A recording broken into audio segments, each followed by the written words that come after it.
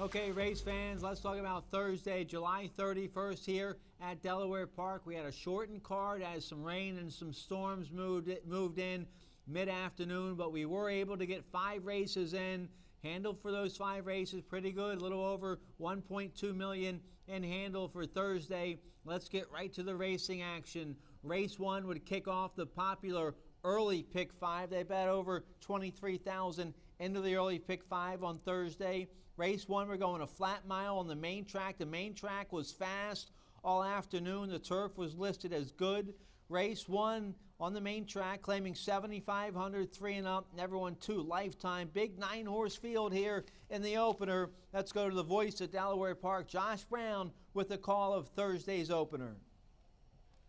Away and running. Slow to go with Sincerto. Good speed today from Sydney's Bid and Performance Plus.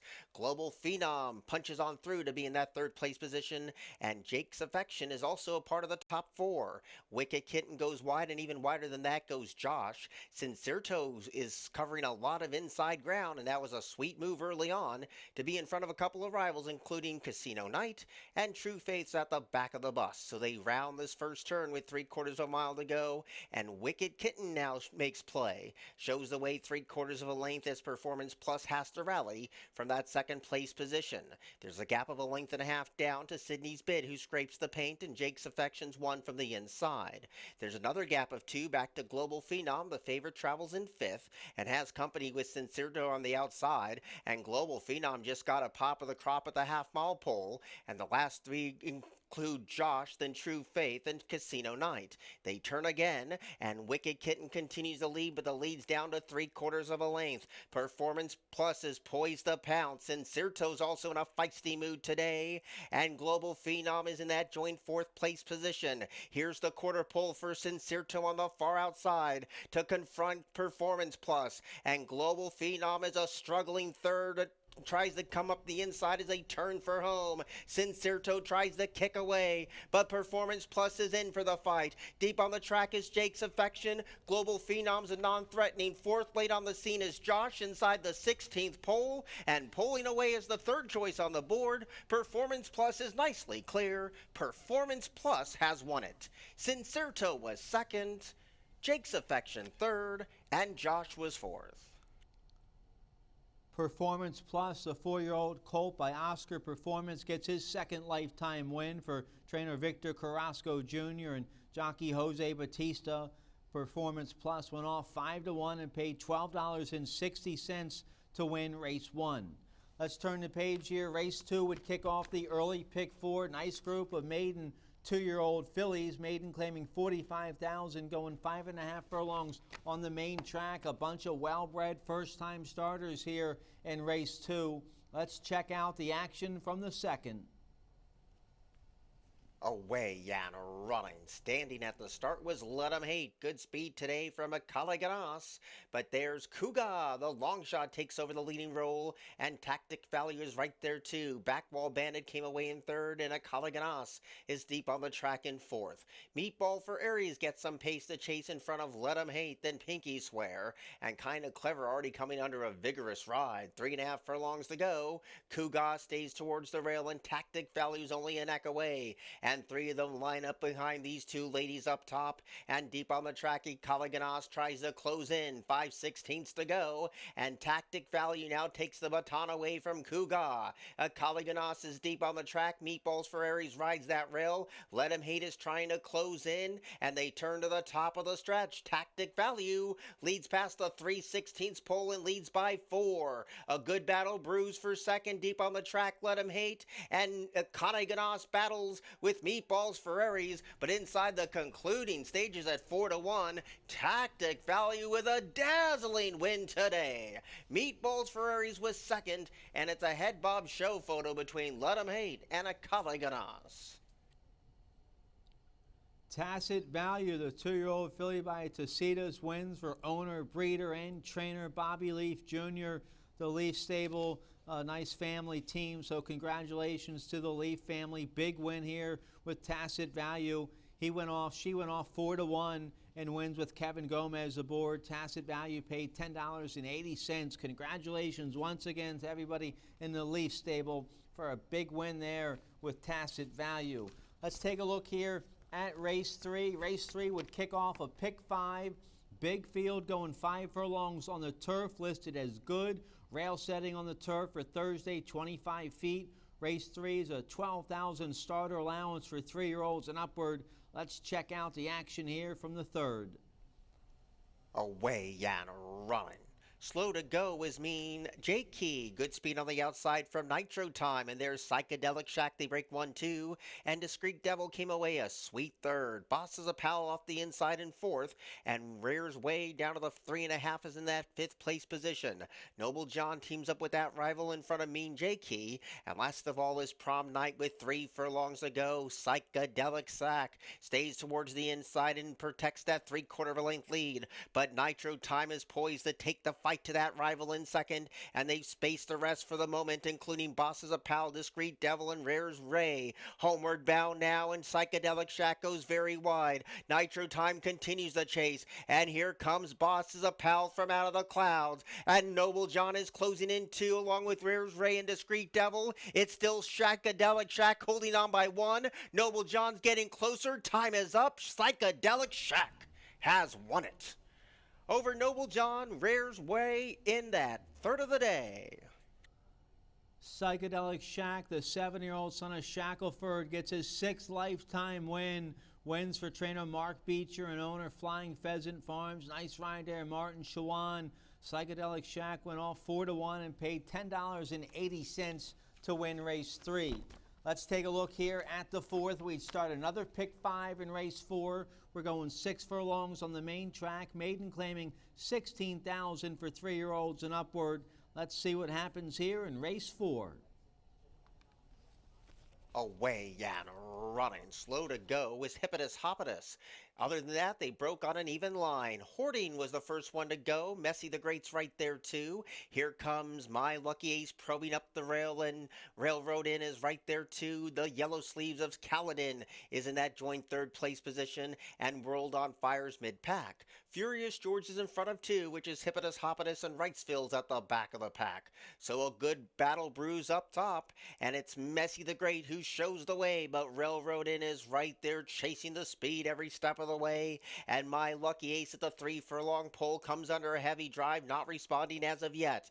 Kaladin passes that rival, and World on Fire starts to gather momentum as there's 440 yards left to negotiate, and Railroad Inn battles Messy the Great, and right behind them here comes Kaladin with a 3-wide blitz. They're homeward bound, and Kaladin coming on attack mode on the outside to put a nose in front and kicks away from the opposition. Railroad Inn has no more to give. Messy the Great is as flat as a strap. World on Fire and Furious George run for the balance, but at 2-1, Kaladin's the race winner.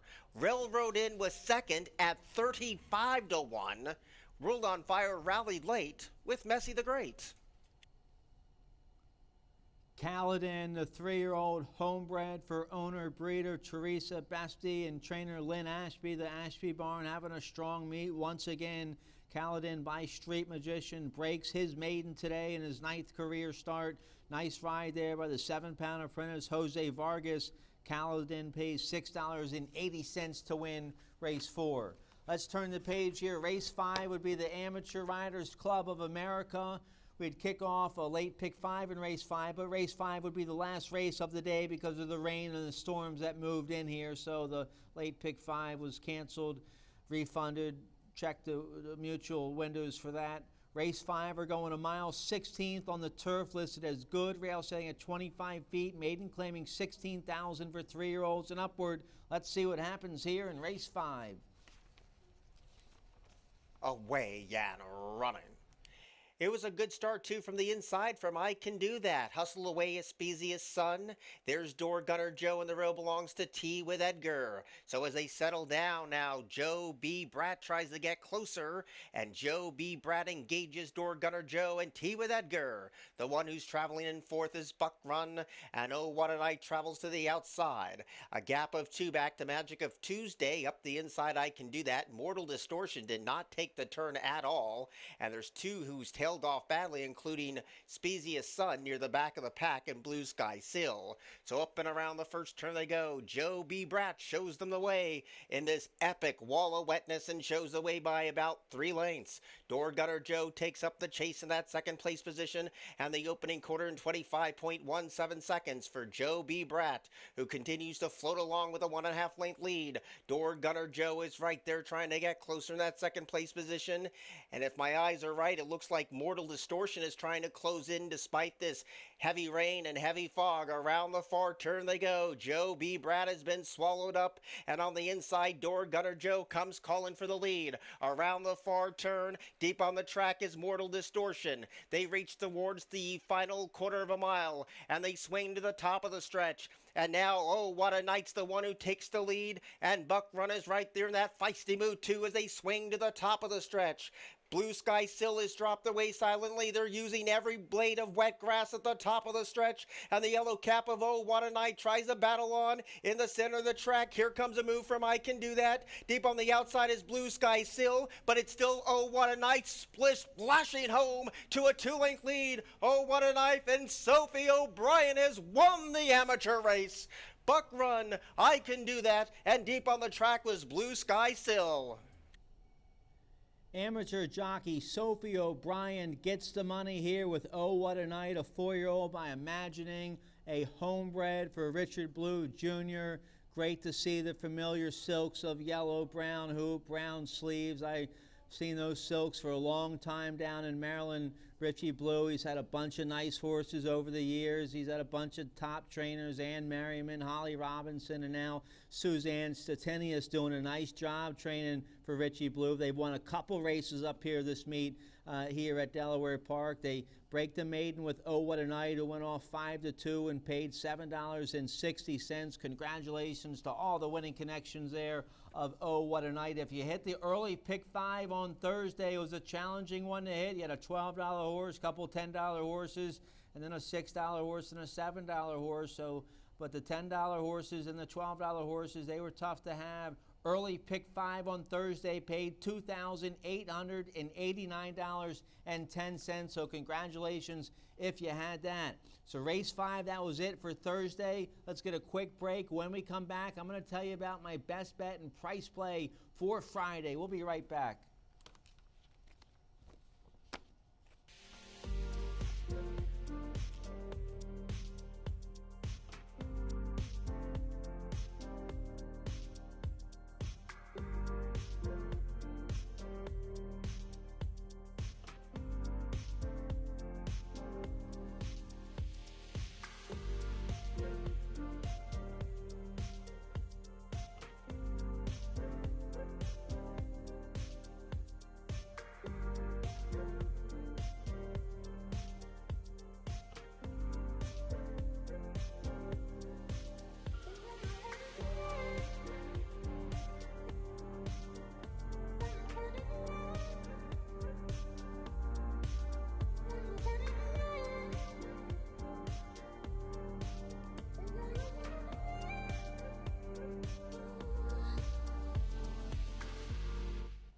All right, let's talk about my best bet and price play for Friday, August 1st here at Delaware Park. My best bet's going to come in race 4. Race 4 kicks off the late pick 5 on Friday. Race 4 is a claiming $20,000 for 3-year-olds and upward, no conditions, just a wide open claiming $20,000 going 6 furlongs. The favorite in race 4 is the one Baracho from the Jamie Ness barn, but that 9-year-old was the beaten favorite last out, so I'm going against the favorite. I like the 5 Magic Spin, who's 3-1 morning line, and this 7-year-old son of Twirling Candy's razor sharp right now. He had a nice sharp win here at Delaware 2 starts ago in a beaten 15,000 claimer. That was his 11th lifetime win. Most recently, he rallied for a big second against Allowance Company last out, going 5 furlongs. He's better going 6 furlongs, but he was a big second last out with a 73 buyer speed figure behind Yahoo Omar, who was a real sharp winner that day.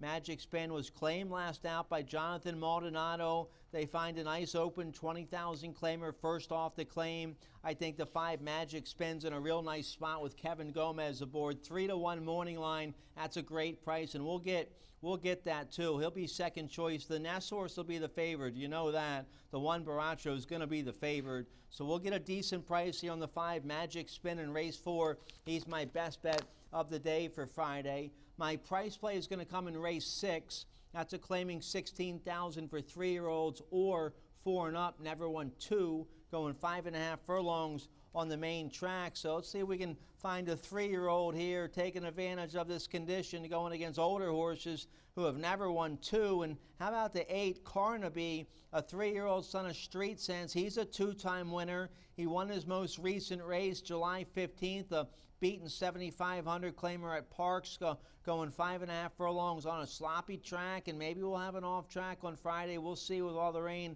we're getting on Thursday. But Carnaby, a real sharp winner last out with a 64 Beyer speed figure. He gets a nice lightweight assignment, 113 with a 7-pound apprentice aboard. Bobby Hawthorne trains. 8-1 morning line. That's a great price on the 8 Carnaby. My price play of the day in race 6 for Friday. Thanks again to all our fans and horsemen and bettors for supporting us on Thursday. Couldn't do anything about the rain, but at least we got 5 races in, and handle for those 5 races, not bad. It was over 1.2 million in handle. Thanks again for everybody coming out on Thursday. Have a great night. Stay safe, and we hope to see you on Friday.